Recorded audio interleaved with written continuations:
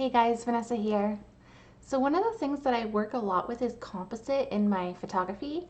And if you don't know what composite is, that's basically when you take elements and items from other pictures and you cut them out and you add them into your image that you're working on. So I tend to take photos of a lot of random things. I have lots of photos of flowers, I take photos of birds, I take photos of basically anything that I come across that I might want to add into an image at a later date. So I have my own folder of basically stock photos. And what I'm going to share with you today is actually a trick that I didn't know for years, and I only came across it when I started experimenting with other things like illustration and graphic design and stuff like that, because it seems to be more popular there, and that's saving files as a PNG file. And what that means is basically that my element is saved on a transparent background and I can still see the thumbnail easily in my computer files, as opposed to when I save my images as a PSD file, I just get a PSD icon and I can't actually see what I'm looking at. So I'm gonna get started and I hope that this is gonna be very helpful for you. Okay, so this image here is something very typical that I would take a photo of to hopefully use it a photo in the future. I'm always using flowers. I never had a specific plan for this one. But when I am looking for items to take photos of, I'm looking for a lot of contrast if I'm going to be selecting and copying it out. So this particular image is really good for that because the flower is very white and the background is pretty dark. And even though there's a lot of green here, there's not a lot of color cast. So this image is why I picked it, is because it's actually fairly simple. Even though if I'm shooting something at home, I will take the item and purposely put it on fabric that is, if it was white, I would put it on a black fabric. If it was something dark, I would put it on a white fabric to get that contrast. But considering I just found this one out in nature and I didn't pick it, I got to leave it there and I got a really good contrast already. And so I literally, like, I picked the quick selection tool and you saw how fast that pretty much selected. So super simple. At this point, I will click Refine Edge and I can see what's going on here. I'm not seeing any green on the edges. I think the edge is a little bit harsh for what I like. I usually make pretty soft images, so I'm probably going to feather it just slightly, but not a whole lot, because I don't want to change, like, I don't want to make it really feathery and then I wish that it was a little bit more smooth, because I can always blur things and feather things when I get to the image that I'm using it on. And so all of those kinds of adjustments, like even this image is quite bright, like I might want to darken it down and stuff, but that's not stuff that I would do now. I would do that when I get it to the image that I eventually want to put it in, which I don't have one planned right now. Right now I'm just processing it to save for later. So for that, it was super simple. Just selected it, feathered it a little bit. I'm going to copy it. I'm going to open a new file.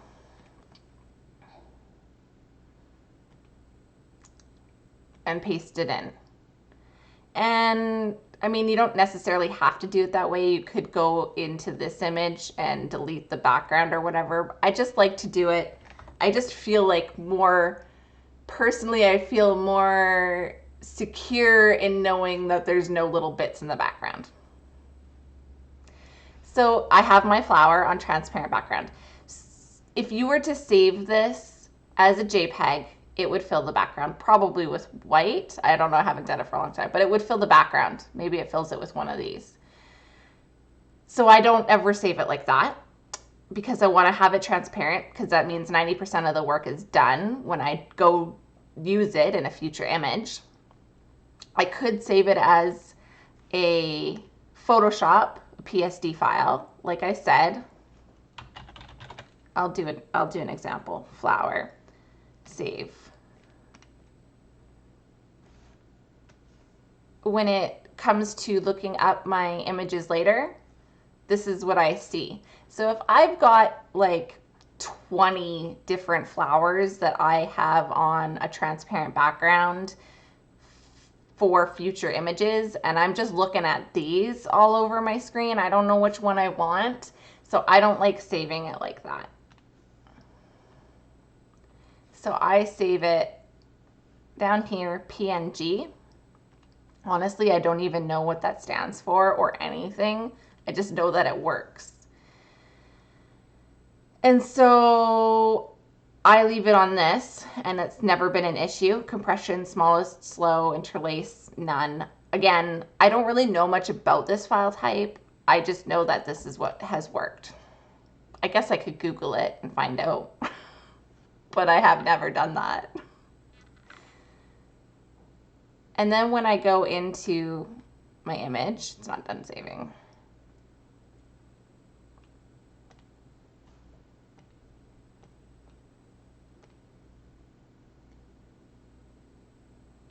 I wonder if it's being slow because I'm recording. There it goes. Okay. And now it's there. And it shows up like it's on a white background. Sometimes it'll show up like it's on a black background, but that's just the thumbnail.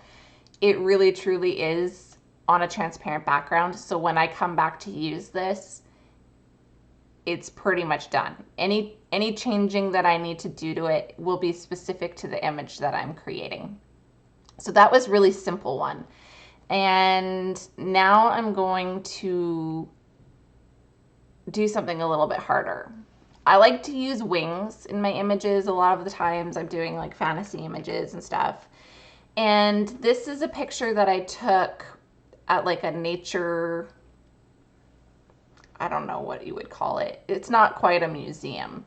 It's just like, it was the inside of a gift shop at a nature park. There's a little gift shop there.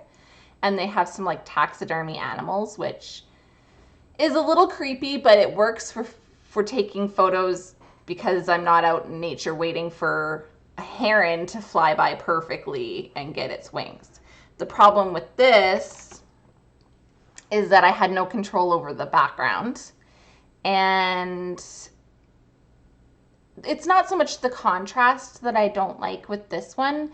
It's that this color you can kind of see between the wings, and if I want this bird to be flying over a blue sky later, that could potentially be a problem. But like I said with the flower, that's not something that I worry about at this point.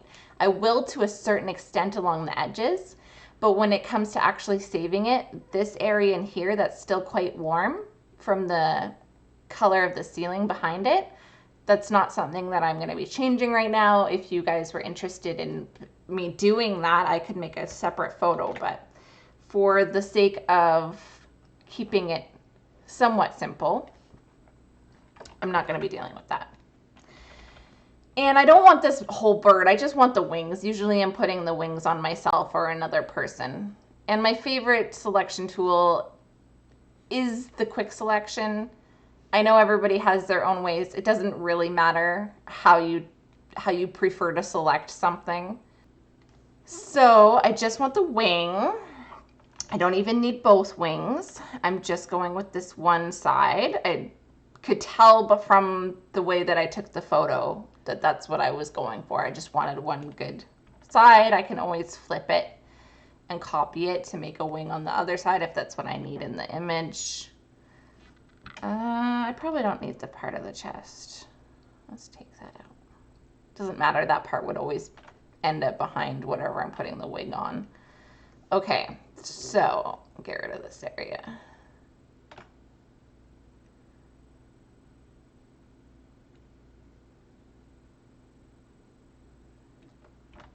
And the reason why I picked this one is because the flower one was so simple that I wanted to pick something a little bit harder.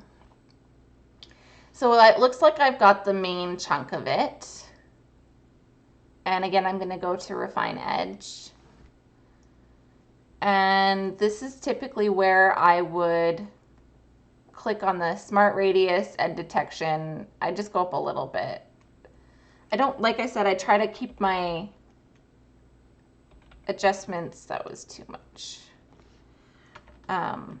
pretty minimal at this stage, because anything that I might want to keep at a later date, I still want it to be there.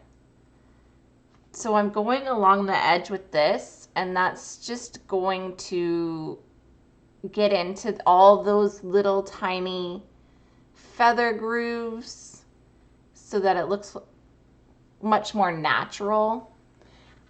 This is something that you would do if you were trying to select around fur.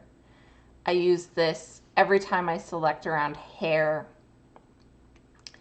And for the most part, it gets it, and I don't have to fiddle too much with it. This one might be difficult because of the background color.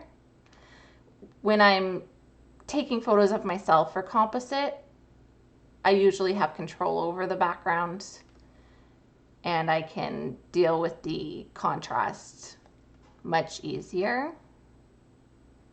I don't save images of myself like this for composite. Basically, if I'm shooting myself, like, that's going to be my main image. So I do all of that individually as needed for the image. So I don't usually like take photos and then have like a file of people cut out. I could if I wanted to reuse the poses or the outfits, or maybe I would probably do it with like silhouettes maybe, but that's just nothing that's ever come up in my projects. So usually I just keep it to animals and flowers, items, like if I had a clock or something, things that I would use again and again and again. I would take the photo and then process it so that it's like 90% done and usable when I'm ready to use it. Okay.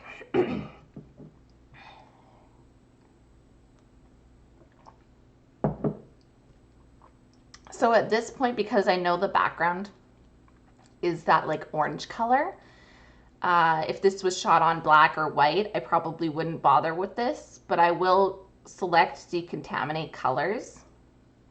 And then it has an option how to save it. And since I usually cut it and paste it into a new document anyways, I usually pick New Document.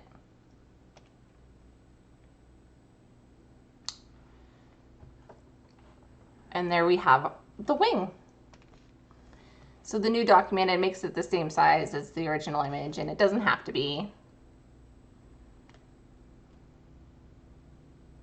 So I crop it. Let's take a look. Yeah, as you can see, there's still pieces here. Right in here, the color. Those things I'm going to leave. This here, I guess I missed that. I'm going to take that out because I know I'm never going to want that piece of ceiling in. And even though this is, that spot of the wing is most likely always going to be covered, just in case. And then soften the edges because I didn't do that too specifically. Okay, and there I have my wing. That's how I would cut out and save my wing.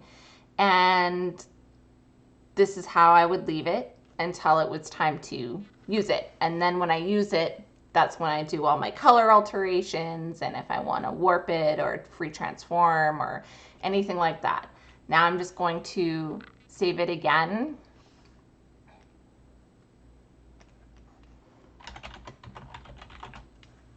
As a PNG file. So that's how I process and save my images for future composites, and I hope that you guys found that helpful. I know that I personally find it really helpful in my workflow because I do so many composites and I use items again and again and again.